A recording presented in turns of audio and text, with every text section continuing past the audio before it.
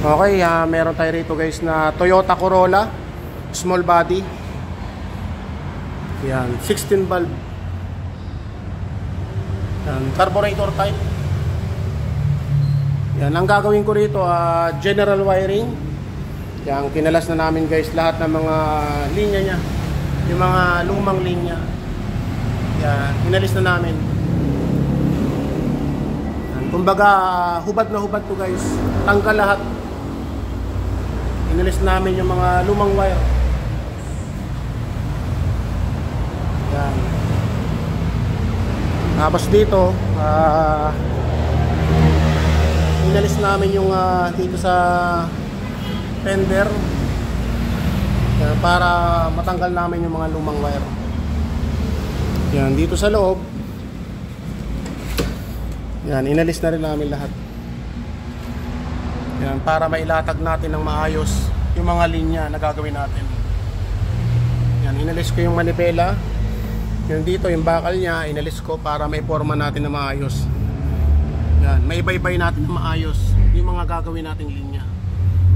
Yan, kumbaga tanggal lahat yan guys. Yung mga wire niyan, wala tayong ititira. Yan. Ito guys yung mga kinalas nating linya, yung mga lumang linya. Sobrang lutong na, kaya napag-desisyon na ng may-ari na ipa-general wiring na lang.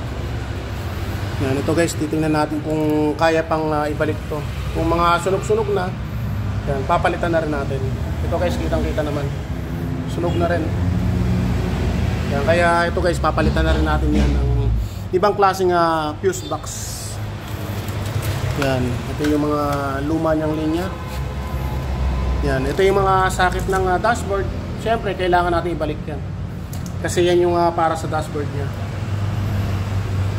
Yan, ito yung fender na tinanggal natin. Ito yung mga headlight. Yan, ito guys yung mga materialis natin gagamitin. Papakita ko sa inyo. Yan, tinan nyo. Mga napakakapal. Gandang klase mga wire natin. Yan. Ito yung number 16, talagang makapal siya para sa mga switch natin. Ito naman guys yung ginagamit ko o kino-convert ko. Ang Toyota Vios na relay holder o relay box. Ito yung luma niya. Yan, hindi na natin ibabalik. Yan, kasi sunog na. Yan. Ito guys, kapag nag-general wiring ako, hindi ko na pinapakita kung paano yun ginagawa. Pinapakita ko lang na kung paano natin iporma, kung paano natin ilagay yung mga linya, kung paano maging maayos ang forma ng linya. Yan, para sa mga nag-general wiring, kapag nakita yan, siyempre meron silang inspirasyon na para ganun din ang gawin nila.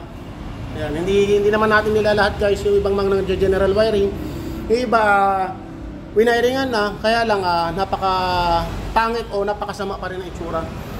Yan, kumbaga ginagastos na naman ng may-ari, kailangan na iayos na rin natin. Yan, tapos ang ginagawa ko, hinihinangan ko.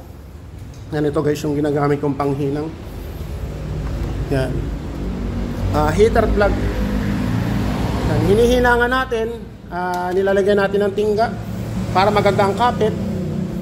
Yan, tapos ang ginagamit kong mga electrical tape na pang finish na balot, ito. Yan, yung manipis para hindi bibitaw yung tape. Yan, ito naman guys yung mga insulator natin, may kanya-kanya ng sukat. Yan, merong malaki. Yan, merong maliit. Yan, bali ito guys, ang gagawin ko rito, ipoporma ko yung mga wirings. Papakita ko sa inyo guys kung paano ko yan may ipoporma.